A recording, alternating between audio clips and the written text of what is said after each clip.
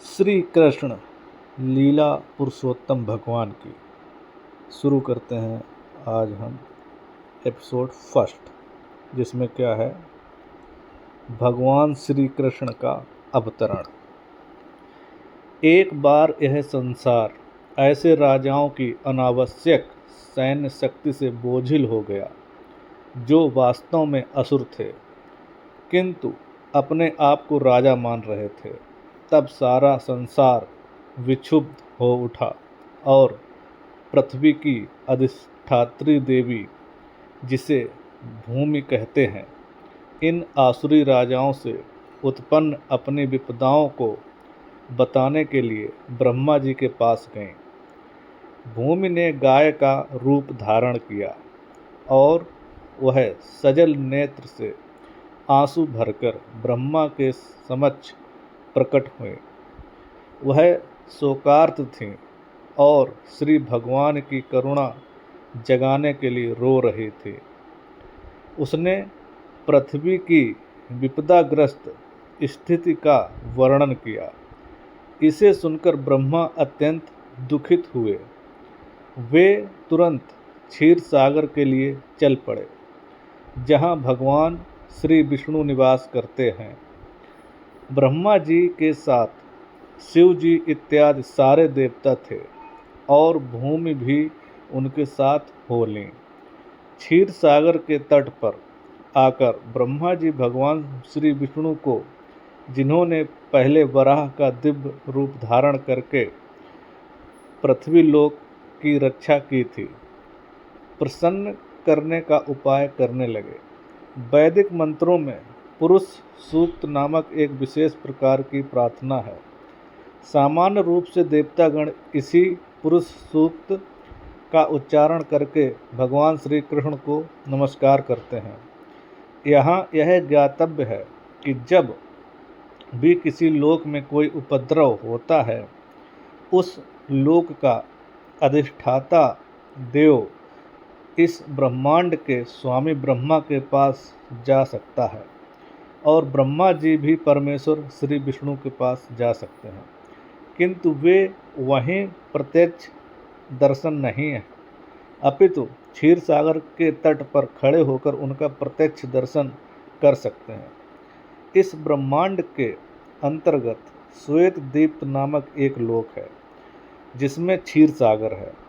विविध वैदिक वाग्मय से ज्ञात होता है कि जिस प्रकार इस लोक में लवण सागर है, उसी प्रकार अन्य लोकों में भी अनेक प्रकार के तरल सागर हैं। कहीं क्षीर सागर है, जो कहीं तेल सागर और कहीं सुरा सागर तथा अन्य तरलों के सागर हैं। पुरुष सूक्त ही वह आदर्श प्रार्थना या स्तुति है जिसे देवतागण क्षीरोदकसाई श्री भगवान को प्रसन्न करने के लिए पढ़ते हैं। क्षीर सागर में शयन करने के कारण वे क्षीरोदकसाई श्री विष्णु कहलाते हैं। वे ही श्री भगवान हैं जिनसे इस ब्रह्मांड के समस्त अवतार प्रकट होते हैं। जब सभी देवताओं ने श्री भगवान की स्तुति पुरुष सूक्त द्वारा कर ली, तो उन्हें प्रकट रूप से उत्तर नहीं मिला। अतः ब्रह्मा जी स्वयं ध्यान करने में लग गए और तब भगवान श्री विष्णु ने उन्हें एक संदेश भेजा। ब्रह्मा ने इस संदेश को देवताओं तक प्रेषित कर दिया। वैदिक ज्ञान प्राप्त करने की यही विधि है।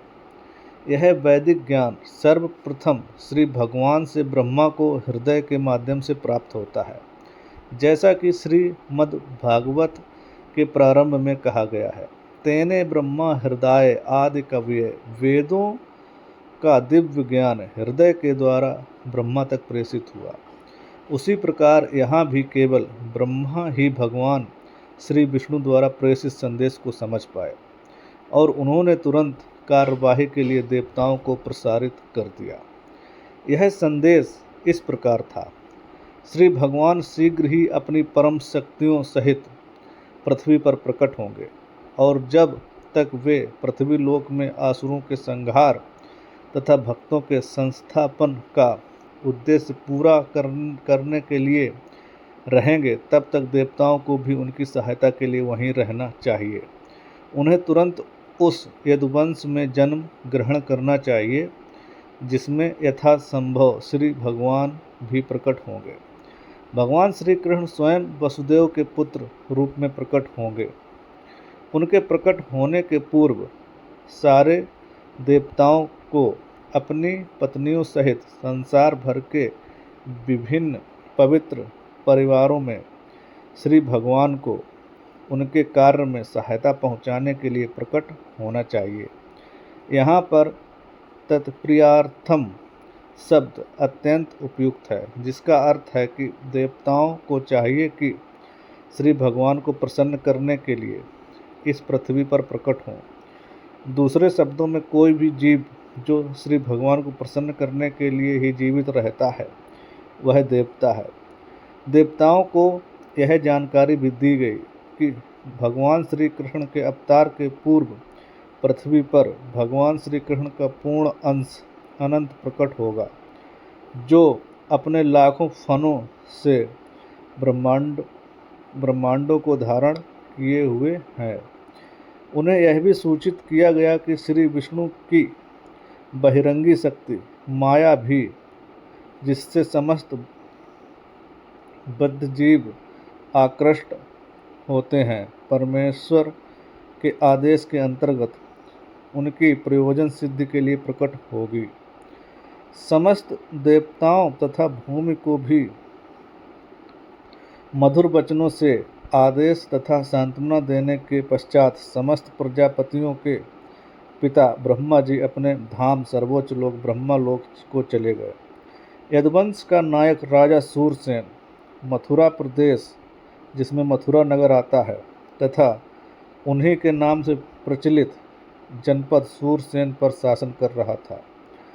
राजा सूरसेन के शासन के कारण मथुरा नगरी समस्त यदु राजाओं की राजधानी बन गई। मथुरा इसलिए भी राजधानी बनी क्योंकि यदुओं का परिवार अत्यंत पवित्र था और वे जानते थे कि मथुरा ही ऐसा स्थान है जहाँ द्वारका के ही समान भगवान श्री कृष्ण का नित्य वास रहता है। एक बार सूरसेन के पुत्र वसुदेव देवकी को ब्याह कर अपनी नवपरिणीता पत्नी के साथ रथ पर चढ़कर अपने घर जा रहे थे। देवकी के पिता देवक ने प्रचुर दहेज दिया था क्योंकि वह अपनी पुत्री को अत्यधिक चाहता था।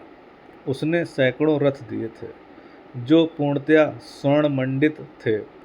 उस समय उग्रसेन का पुत्र कंस अपनी बहन देवकी को प्रसन्न करने के लिए वसुदेव के रथ के घोड़ों की रास स्वेच्छा से अपने हाथ में लेकर हाँकने लगा था। वैदिक सभ्यता की प्रथा अनुसार जब कन्या का ब्याह होता है तो उसका भाई अपनी बहन और अपने बहनोई को उनके घर ले जाता है। नवविवाहिता कन्या को अपने पिता के परिवार का विच्छोह ना खले, इसलिए भाई उसके साथ तब तक जाता है जब तक वह अपने ससुराल ना पहुंच जाए। देवक ने जो पूरा दहेज दिया था वह इस प्रकार था: स्वर्ण हारों से मंडित 400 हाथी, 15,000 सुसज्जित घोड़े और 1800 रथ। उसने अपनी पुत्री के साथ जाने के लिए 200 सुंदर बालिकाएं भी भेजने की व्यवस्था की थी। क्षत्रियों की विवाह प्रणाली, जो भारत में अब भी प्रचलित है, बताती है कि जब क्षत्रिय का विवाह हो तो दुल्हन के अतिरिक्त उसकी कुछ दर्जन तरुण सहेलियां भी राजा के घर पर जाएं। रानी की अनुचरियां दासी कहलाती हैं, किंतु वास्तव में वे रानी की सहेलियों की तरह कार्य करती हैं। यह प्रथा अनादिकाल से प्रचलित है और कम से कम 5000 वर्ष पूर्व भगवान श्री कृष्ण के अवतार के भी पहले से खोजी जा सकती है। इस प्रकार वसुदेव अपनी पत्नी देवकी के साथ 200 सुंदर कन्याएं भी लेते आए। जब दूल्हा और दुल्हन रथ में जा रहे थे तो इस शुभ मुहूर्त की जानकारी देने के लिए अनेक प्रकार के बाजे बज रहे थे। शंख, बिगुल, ढोल, मृदंग एक साथ मिलकर मधुर संगीत की ध्वनि उत्पन्न कर रहे थे। बारात अत्यंत मनोहर ढंग से आगे बढ़ रहा था और कंस रथ को हाँक रहा था। तभी आकाश से अचानक एक आश्चर्यजनक ध्वनि गूंजी, जिसने विशेष रूप से कंस को उद्बोधित किया। हे कंस, तुम कितने मूर्ख हो! तुम अपनी बहन तथा बहनोई का रथ हाँक रहे हो, किंतु तुम यह नहीं जानते कि तुम्हारी इसी बहन की 8वीं संतान तुम्हारा वध करेगी।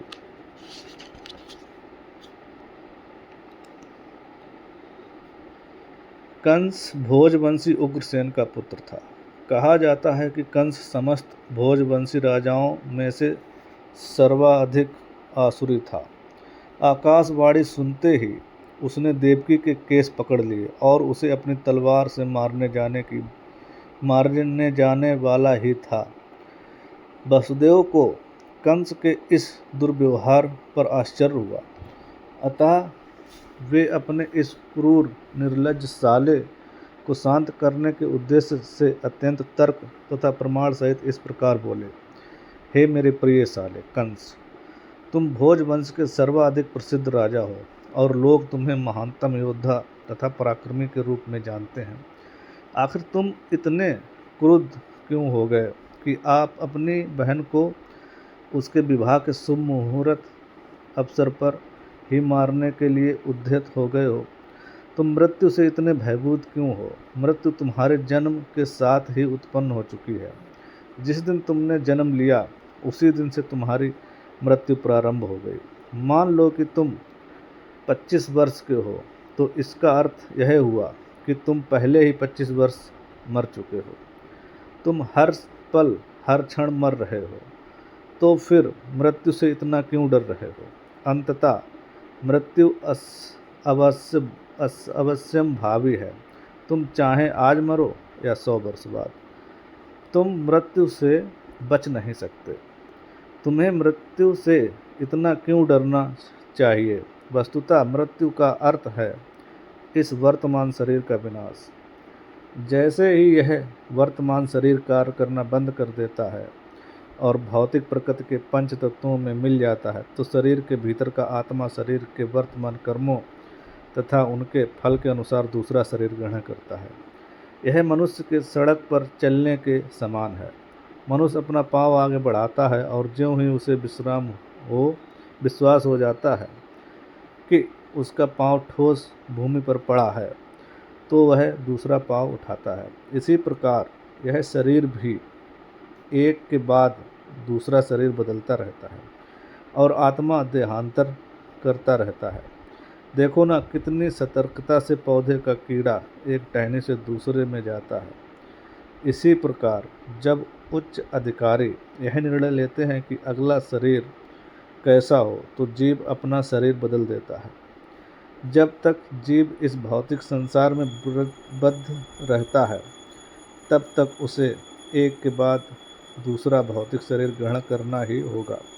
उसे अगला शरीर उसके इस जीवन के कर्मों तथा उनके फलों के अनुसार प्रकृति के नियमों द्वारा प्रदत्त होता है। यह शरीर स्वप्नों में देखे जाने वाले शरीरों में से किसी एक के समान है। सोते समय स्वप्न में हम अपनी मानसिक सृष्टि के अनुसार अनेक शरीरों की रचना करते रहते हैं। हम स्वर्ण देख चुके हैं और पर्वत भी। अब स्वप्न में हम इन दोनों विचारों को मिलाकर स्वर्णिम पर्वत देख सकते हैं। कभी कभी सपने में हम अपने शरीर को उड़ता देखते हैं और उस समय अपने वर्तमान शरीर को बिल्कुल भूल जाते हैं। इसी प्रकार से ये शरीर बदलते रहते हैं। जब तुम्हें कोई शरीर मिलता है तो तुम विगत शरीर को भूल जाते हो। स्वप्न में हम ना जाने कितने नए प्रकार के शरीरों के साथ संपर्क कर सकते हैं, किंतु जगने पर हम उन सबको भूल जाते हैं। ये भौतिक शरीर वास्तव में हमारी मानसिक क्रियाशीलता की रचनाएं हैं। किंतु इस समय हम अपने विगत शरीरों का स्मरण नहीं कर पाते। मन बड़ा ही चंचल है, कभी यह कुछ स्वीकार करता है और तुरंत उसी वस्तु को अस्वीकार कर देता है। इंद्रिय तृप्ति के 5 विषयों रूप, रस, गंध, शब्द तथा स्पर्श के संपर्क से ही मन स्वीकार और अस्वीकार करता रहता है। चिंतनशील विधि द्वारा मन इंद्रिय तृप्ति के विषयों के संपर्क में आता है और जीव इच्छा अनुसार विशेष प्रकार का शरीर प्राप्त करता है। अतः शरीर भौतिक प्रकृति के नियमों द्वारा प्रदत्त एक उपहार है। जीव शरीर ग्रहण करके अपने शरीर की रचना के अनुसार इस जगत में सुख भोगने या दुख सहने के लिए फिर से आता है। किसी विशेष शरीर के बिना हम विगत जीवन से प्राप्त मानसिक दशा के अनुसार सुख या दुख का अनुभव नहीं कर सकते। हमें विशेष प्रकार का जो शरीर मिलता है वह मृत्यु के समय हमारे मानसिक दशा के अनुसार ही मिलता है। सूर्य, चंद्र या नक्षत्र जैसे प्रकाशमान लोकों का प्रतिबिंब जल, तेल या घी जैसे विभिन्न प्रकार के कुंड में पड़ता है या प्रतिबिंब पात्र की गति के ही अनुसार हिलता डुलता है। चंद्रमा का प्रतिबिंब जल पर पड़ता है और जल के हिलने से चंद्रमा भी हिलता प्रतीत होता है, लेकिन वास्तव में चंद्रमा हिलता नहीं। इसी प्रकार मानसिक कल्पना से जीव विभिन्न प्रकार के शरीर ग्रहण करता है। यद्यपि उसका इन शरीरों से कोई संबंध नहीं होता, किंतु माया के प्रभाव से मोहित होने के कारण जीव सोचता है कि उसका संबंध एक विशेष प्रकार के शरीर से है। बुद्ध जीवों की यही जीवन शैली है। मान लो कि कोई जीव इस समय मनुष्य शरीर को प्राप्त करता है। वह सोचता है कि वह किसी मानव समुदाय या किसी विशेष देश या विशिष्ट स्थान से संबंधित है। वह अपनी पहचान उसी रूप में करता है और व्यर्थ ही दूसरे शरीर की तैयारी में जुट जाता है जिसकी उसे आवश्यकता नहीं होती।